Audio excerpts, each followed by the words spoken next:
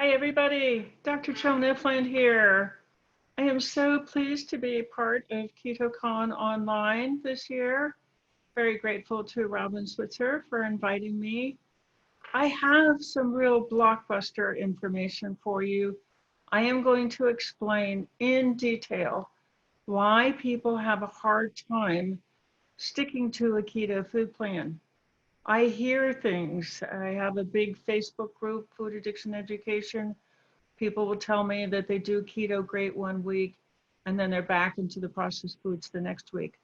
Today, you are going to find out why. You're also going to find out why, even though if you're working a great keto plan and you're getting all these incredible benefits from it, that you can't persuade your loved ones, people that you care about, to do this. There is an invisible barrier, and I'm going to make a case today that it's addiction to processed foods. You're going to find out what that means and what to do about it. So I do want you to know that I am the author and lead editor of the only textbook in processed food addiction, which is Processed Food Addiction. I have been in this field for 24 years. I started out at age 44, getting off of sugars and flours and being so shocked at regaining health, stopping raging and stopping the cravings and losing the weight and the sinus infections and the allergies and the bloating and the fatigue. But it was the release from raging actually that got me into this field. In that time, I've written a popular book. I have done TV work. I've gone back to school. I've gotten my PhD. I've run a prepared meal company. I published the first description of refined food addiction in the academic press, got to name the disease. And then finally, CRC Press came to me and asked me to write the textbook. So a lot of what you're going to see today is new. The textbook really created a tremendous breakthrough in our understanding of why people cannot stick to a food plan. And it is the existence of a pretty severe addiction. I'm going to show you how it works, how it's impacting you and your loved ones, and what you can do about it. So let's do this. We're going to talk about 3 steps to break through the addiction. 1, finally, you're going to see the problem defined accurately. This is not overeating. It's a pretty severe addiction. And that is going to give you your first breakthrough. I'm going to give you a quiz. There are going to be 3 quizzes in this. So if you have paper handy, that's great. If not, just count on your hands. But you're going to learn about how to apply this information to yourself individually. And then you're going to see what it would be worth to you personally. What benefits would you gain from undertaking this incredible journey to break through processed food addiction? And then you might have tried many things in order to get control of your food. You might really want to work that keto food plan consistently. And I'm going to give you very specific pointers on what to do to get into a program that will actually give you control over food. It all depends on the program. I'm going to tell you specifically what to look for. So 1, define the problem accurately. How can you know what to do if you don't know what the problem really is? I'm going to tell you about specific processed food addiction scientists, highly trained individuals who are working hard to alter brain function, particularly in the reward section of the brain, to create cravings. So you think, oh gosh, I have cravings all the time. What's wrong with me? Well, these very highly trained psychiatrists, psychologists, marketing experts know how to bombard those reward pathways to make you crave all the time. We're going to see exactly how they do that. And that is what opens the door to figuring out how to put it into remission. Once you know how those scientists bombard us with advertising and highly addicted products, then you know what to do. So then I'm going to give you a quiz, 10 questions about how long it might take you personally to do the rewiring to get those cravings to stop and get control of your behavior. Okay, here they are. These are real people. Howard Moskowitz, PhD in psychology of marketing from Harvard. He is the one who figured out how to formulate processed foods to maximize the sugar, fat, salt in them to make them highly addictive. We have the cola executives who in the 1980s seized upon high fructose corn syrup was much, much cheaper than sugar, so they could put much, much more in it, in spite of research done inside the cola companies showing that high fructose corn syrup is incredibly fattening. It converts to fat in the body, much more so than sugar. These are real people, they're individuals. And we see evidence from the papers that the tobacco companies had to submit as part of their settlements in the court. Discussions of how to take tobacco marketing technology. Like, have you ever noticed that a pack of cigarettes looks a lot like a juice box? That is not a coincidence. Those are the tobacco executives buying, for example, Hawaiian Punch, and then taking their tobacco marketing technology to adults and creating sugar addicting technology for children. These are real people. They actually do this. So then we have this very deceptive advertising. These are the people who made cancerous cigarettes sexy. Amazing that they were able to do that. And now they're making processed foods look like fun for children. It's amazing. So this is the kinds of things that they do. They overstimulate the brain with this messaging for these addictive substances. They make the substances very, very available. They advertise the heck out of them. They surround us. This is a technique in their internal documents called surround marketing. And they then put these very addictive substances everywhere. And then you start to associate places with the addiction. And then the place alone or the person alone can stimulate that addictive response. You remove barriers to use like price and being able to get your hands on it. And then you focus on children. This is a business model. It's the addiction business model.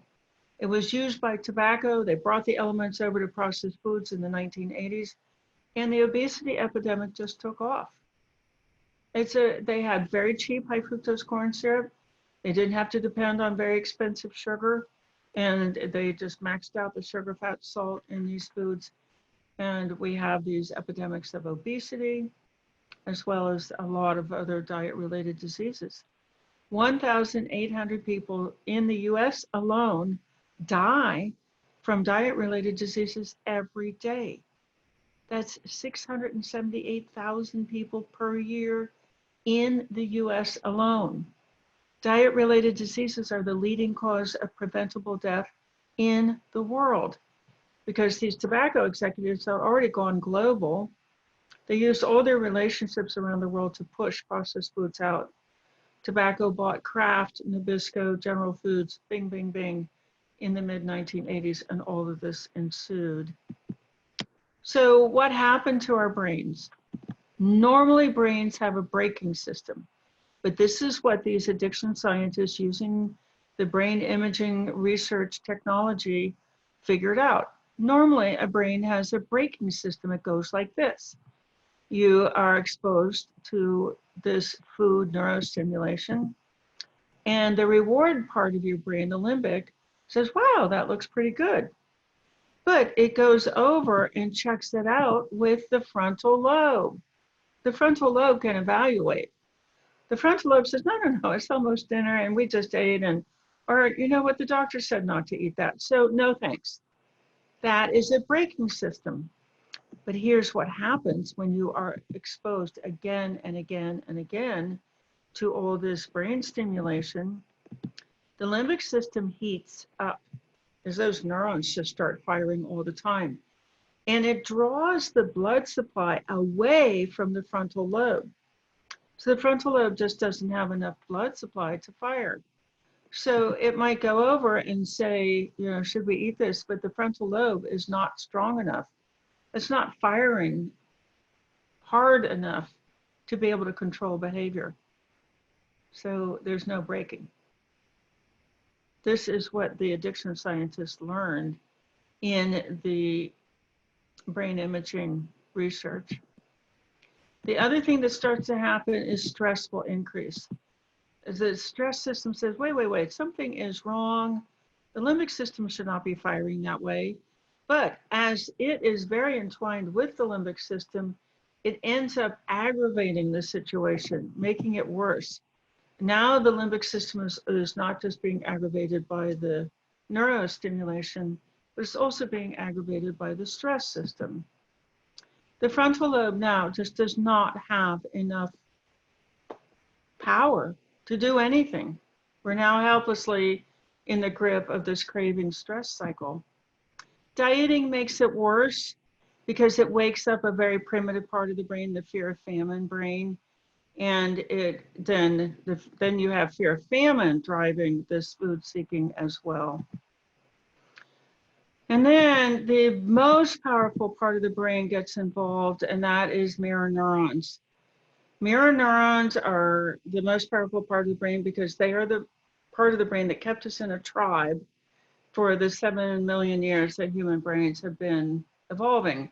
If you were in a tribe, you had food, you had shelter, somebody would fight off the predators and deliver your babies. So mirror neurons do one thing, and they do it incredibly well, which is they drive us to copy the people around us. It's a conformance drive. And the food industry has hijacked those mirror neurons with lots and lots of ads of people eating processed foods. So your mirror neurons are looking at that and they're saying, oh, they're eating processed foods. All those people are lined up for fast food. Then we should be eating processed foods.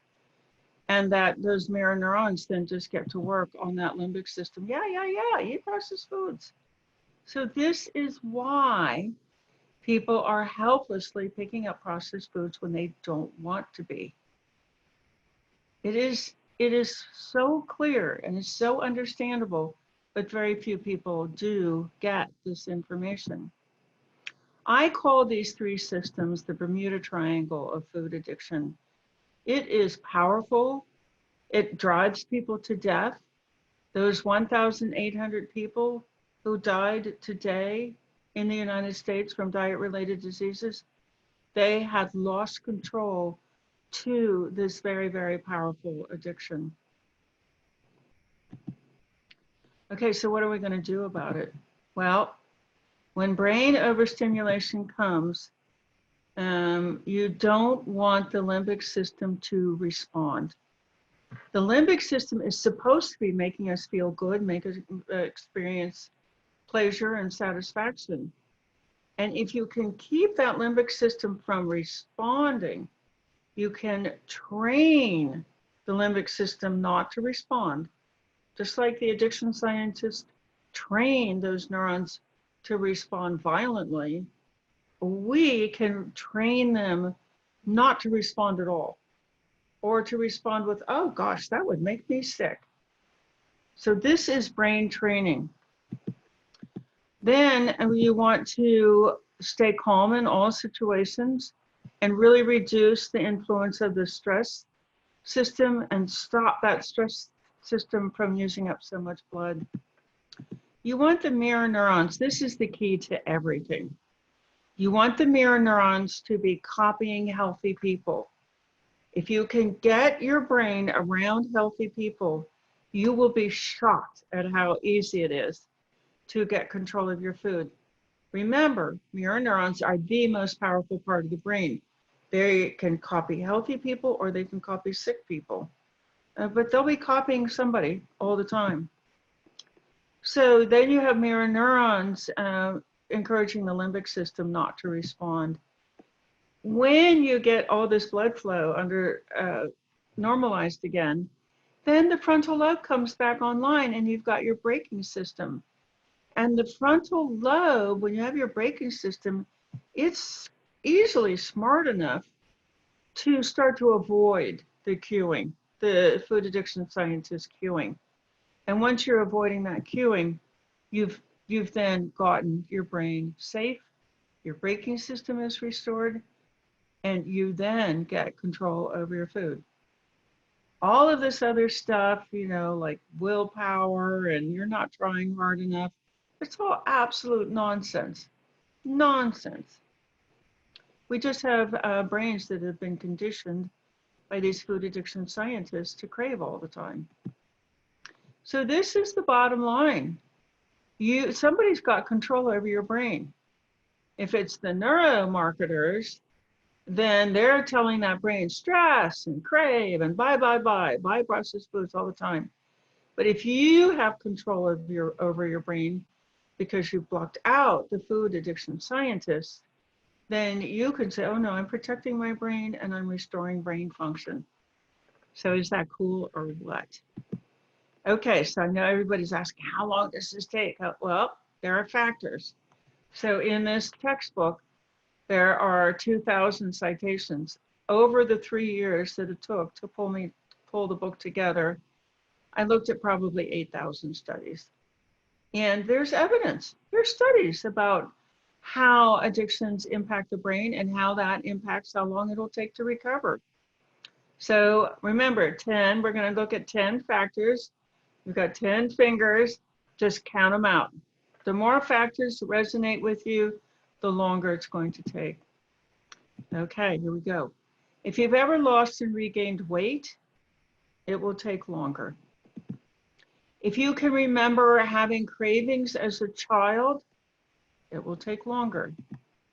If you overeat combinations of processed foods as opposed to single processed foods, then it's going to take longer because all those different foods are activating different systems in the brain and they're all going to have to be calmed down again. If you overeat in reaction to something, temptation, advertising, relationships, fatigue, or stress, you have hyperactivated reactions going on in your brain. Is going to take longer. If you ate in a fast food outlet or a convenience store for at least one meal in the last week, it's going to take longer. Those are highly addictive substances in combination. If your household members eat processed foods in front of you, it's going to take longer because we're just going to have to work through training them in how to not trigger you. If all the people around you, most of my friends and family eat processed foods, it's going to take longer because that's cueing that either is going to have to be reprogrammed or avoided. It's just a bigger skill set. If you fear failure or judgment when you think about going into a support group, it's going to take longer because that mirror neuron orientation depends on trust. It depends on being in a really kind group. And to make that connection and then get the mirror neurons to reorient and follow healthy people. So if you've had traumatic experiences, it's just going to take longer. If you believe that your overeating comes from genetics or childhood issues, it's going to take longer because people who believe that don't believe that actions can help them. They think they're helpless, and you're not, of course. But if you believe that, you might just be more reluctant to take action. And then if you've been traumatized in a support group, or if you've been in a support group and it didn't work, you're going to be more reluctant to get into a support group again. It's just very understandable. However, it is in a support group that you can get that mirror neuron reorientation and get control of your food. Okay, so just know this is not your fault. This is the food addiction scientists. But you can undertake this process, absolutely. And then get the benefits of working your keto food plan.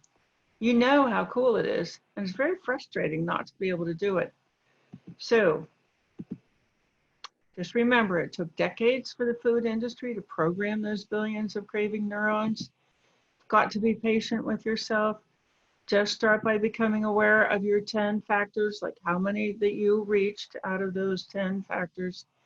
And once you know recovery is going to take some time, well, then you could just relax and be in a group that's really enjoyable, where you're going to have fun.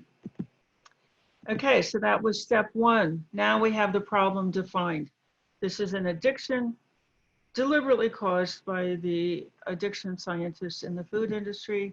We know now, you have an idea of how long it's going to take, and we're going to go on to step two. So why should you do this? Why should you try to break through the addiction? What would you get out of it personally? So let's explore that. Step two, decide if recovery is worth it to you personally. We're going to talk about the impact on the brain in a different way. What should each part of the brain be able to do? And what could you get out of it personally? So I've got another quiz for you.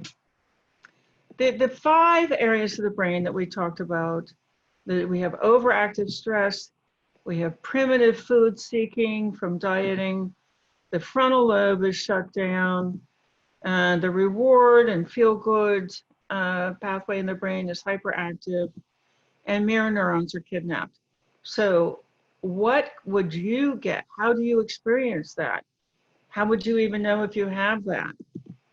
So what should these parts of the brain be doing? The reward pathway is supposed to be making us feel good. The stress pathway should only be activated when there is an immediate danger. So getting that stress pathway calmed down is so cool.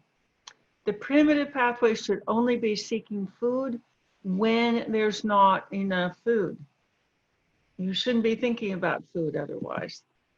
The frontal lobe is where we pay attention, where we learn, where we decide, where we remember things, where we control impulses and process a lot of emotions.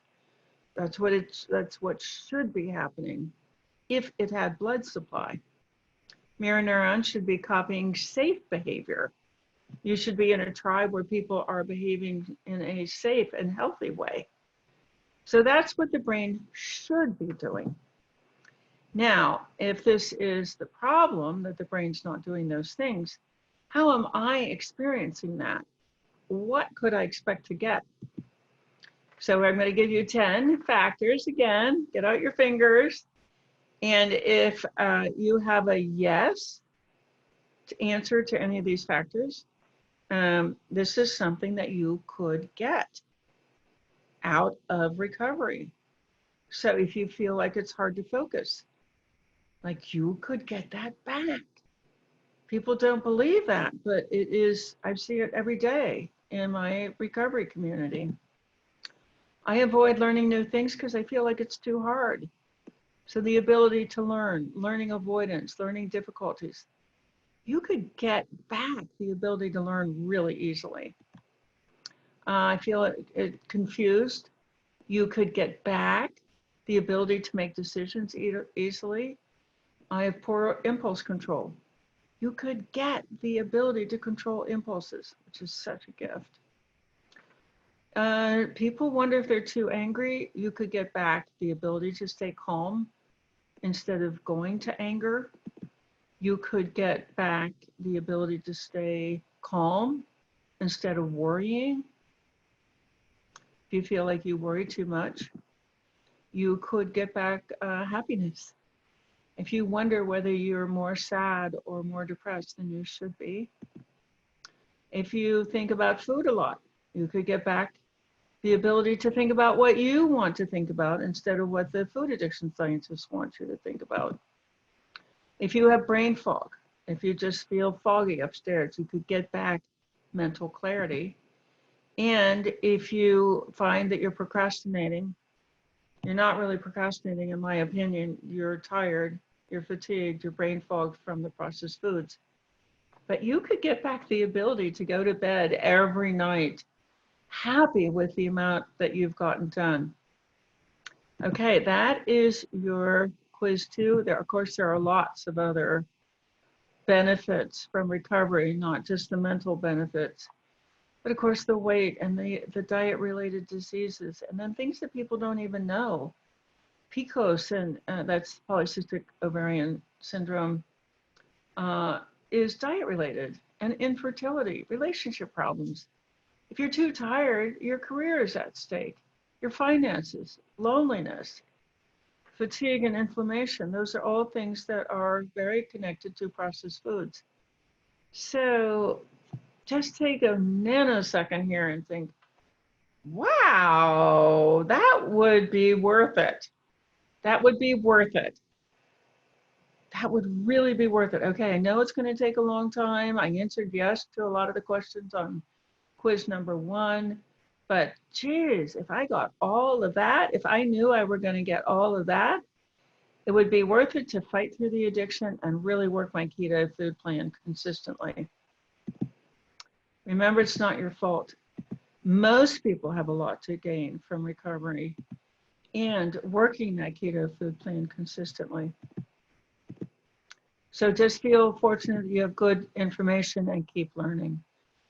Keep finding out more about this addiction. Just don't forget, 2 billion people around the world are overweight. You are not alone in this. Give yourself a lot of time. Now you have an idea about the billions of neurons that need to be reprogrammed.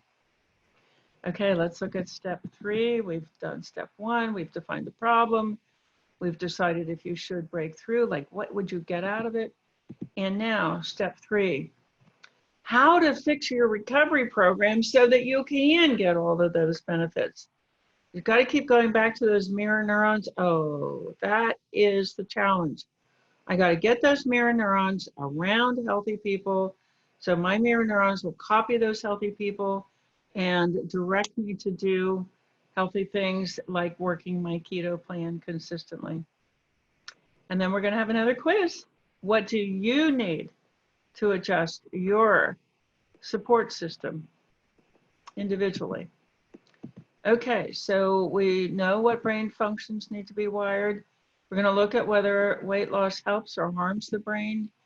Do eating disorder programs help or harm? And I'll just go ahead and give you the answer. All of those weight loss programs are making that wiring issue worse because they're all out of balance. They're just for a lot of different reasons. And then we're going to do the quiz. What does this mean to you personally? Okay, remember, we need to return the addicted neurons in the reward system to true pleasure, return stress to calm, stop the primitive survival brain from seeking food all the time, restore cognitive functions, that's the frontal lobe, and reorient those mirror neurons. Okay, so what does weight loss do? It makes everything worse.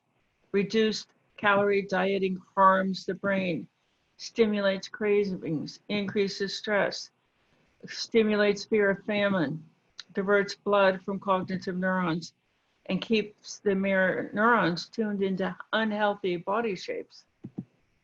Diet food products stimulate cravings, increases stress, stimulates fear of famine, and again, diverts blood flow from the cognitive pathways. Keeps mirror neurons tuned into those products rather than into healthy behavior. Diet books stimulate cravings, increase stress, stimulate fear of famine, divert blood from they're all doing the same things. But they're doing them over and over and over again. It's why people, not only can they not recover, but they're actively getting worse. These protein sparing plans, their goal is to reintroduce at the end of the protein sparing, all of these highly addictive, stimulating foods. It's just doomed. They stress the loss of control, and then they stimulate fear of famine because you're not getting enough food during the program. It deprives neurons of nutrients. And then it keeps the mirror neurons tuned into the hospital staff, but only for a short time. The program ends, and the mirror neurons are back around those processed food eating family members without the training to not respond to those cues. It's hopeless. Support groups tend to include craving foods in their food plans. They stress unrealistic expectations. They're talking about weight loss a lot, which actually spurs fear of famine, and it makes it harder to control your food. So I have never been in a program, never seen a program where they're training about cueing. All that neurostimulation that the food addiction scientists are doing, which is just driving us crazy, I have never seen a support group address that. They don't train in it. And it's the single most important thing that we need in recovery. And then I have visited these support groups. They don't have success. So your mirror neurons are helplessly copying unsuccessful people. Weight loss drugs, they can transfer the addiction to prescription drug addiction. It actually contributes to downregulation of serotonin, harmful side effects like heart disease, memory loss, and it keeps the mirror neurons tuned into the same eaters. So it's short term, it only prolongs the problem. Bariatric surgery is very similar, lots and lots of complications, a very high failure rate, increases urges to binge, transfers the addiction to alcohol and drugs, diverts blood supply. It's just the same thing. And all the problem is still there. Residential treatment, also you go to the residential treatment facility, all your shift in behavior takes place there, and your brain is watching that place. Oh, when we're in this place, we do this. But then as soon as you get home, your brain says, oh, we're back in the binge place. Okay, well, let's binge. It has no help with place cues, which are very, very powerful. And they're stressful. They're sorting through childhood trauma. So they intensify fear of famine because everybody's talking about food, diverts blood supply. It's very expensive, and it leaves a mark on your record that you've been in a treatment facility, and that will never go away. And it doesn't work. So all these weight loss schemes keep altering the brain's wiring and making it hard to work a keto plan consistently. And this is not your fault. So what should you be getting out of a recovery program? You should be in a brain-based program. The problem is in those 5 systems in the brain. So you should be in a program that is focusing on correcting, reprogramming those specific 5 systems.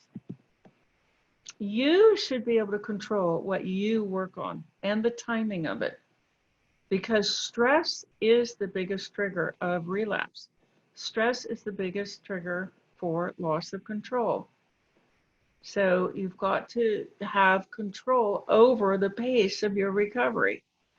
Just start checking these off, guys. You've got 10 fingers. I think I've got 10 factors here. In my program, do I get control? Or is somebody telling me what to do? Ask yourself.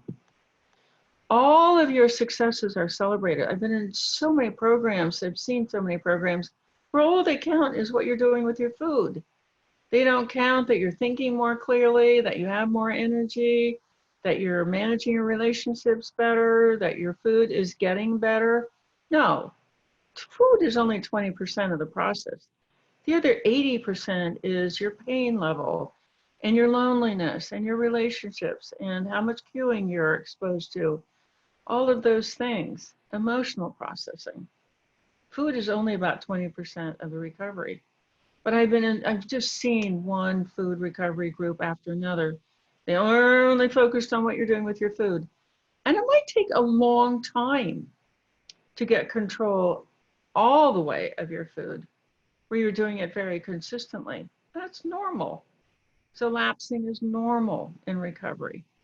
But if you're in a group that is only watching food and everything else is a failure or it doesn't count, that's highly stressful because it's very, very distorted, and they're actually triggering the addiction. You've got to be in a no stress environment. So you have to decide when you're ready for a change. You can't have somebody dictating to you. And then you have to be given training and how to realize that you are ready for a change. I've never seen a program do that, except mine, of course. And then understanding that lapsing takes a long time to fix. It could take years. And in a situation where you have just thousands of substances, because food additives can also be addictive, and you're in these highly triggering environments around people, the cue load is intense. It could, you could be lapsing, and like we just train people to get to the point of like, okay, I lapsed, so what? It hurts. I'll try really hard not to do it again, but I'm not going to beat myself up. I understand. So you need to be in a program where you're getting explanations of what the brain is doing, because otherwise you blame yourself, and that's stressful.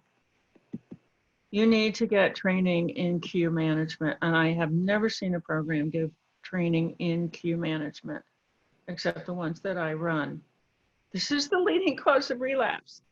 And they just have these like crazy ideas that your willpower ought to be able to keep you safe. No, that's ridiculous. You need to understand what cueing is doing to you. And then you need a food plan that eliminates the addictive substances.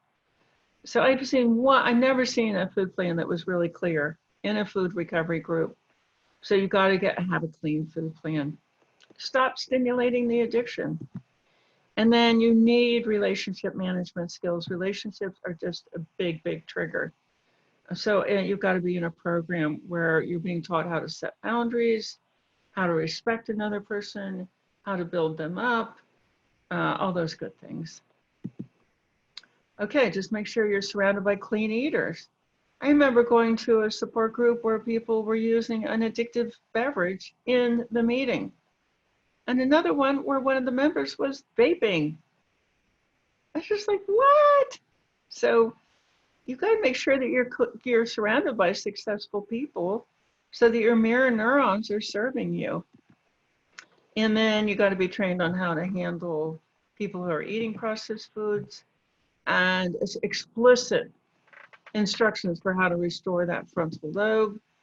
And then get lots and lots of choices for calming activities, not just one.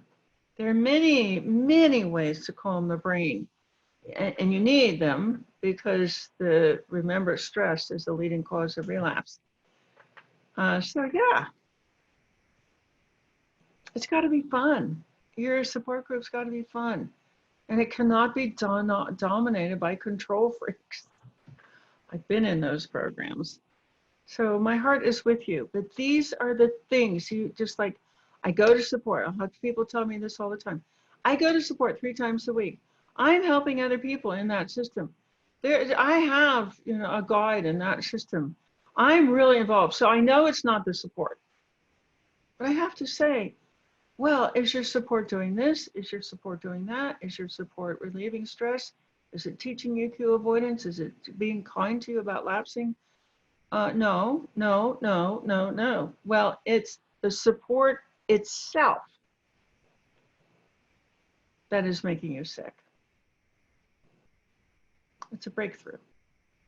It's a breakthrough. Okay. So just make sure you have lots of access to online meetings, at least 4 a day, because you need to be able to pop in and out to get that mirror neuron engagement. Make sure you have access to surround recovery messaging. You're getting emails, you're on Facebook, you've got a website, you're just surrounding your brain because you've got to block out those addiction scientist messaging.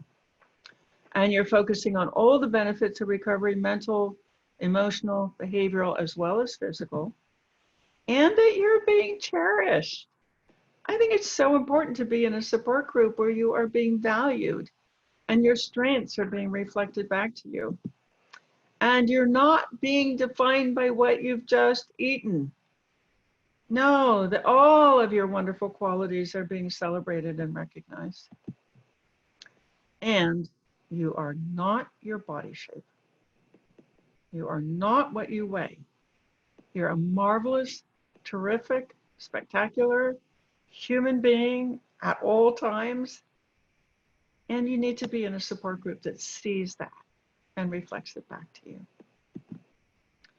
got to feel very, very safe in your support group.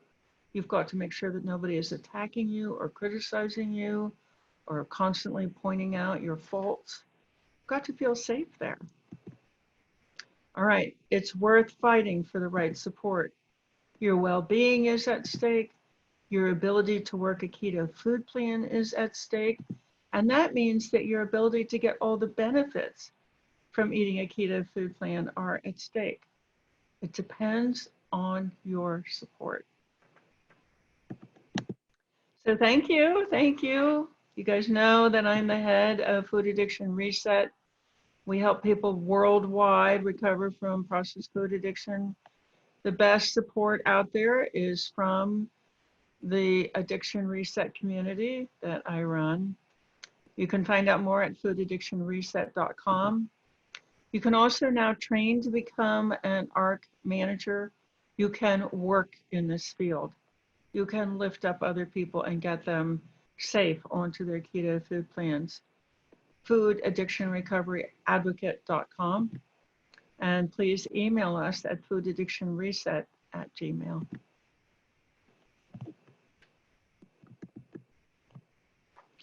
Thank you. Thank you so much.